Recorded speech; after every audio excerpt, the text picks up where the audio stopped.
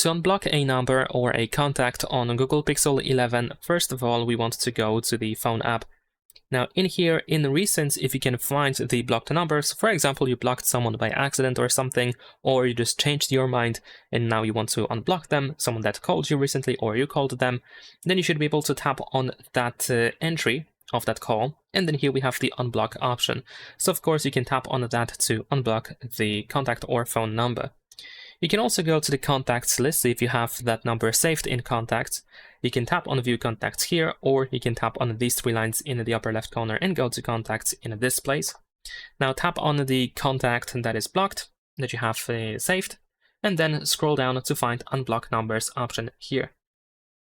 And the last option that allows you to unblock a phone number or a contact is to go to settings of the phone app. So we're gonna tap on this on these three lines in the upper left corner again, and go to settings. Now over here in settings, you can find blocked numbers, so you can choose that.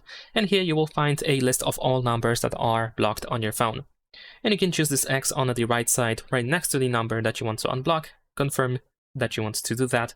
And that's pretty much it. Leave a like and subscribe.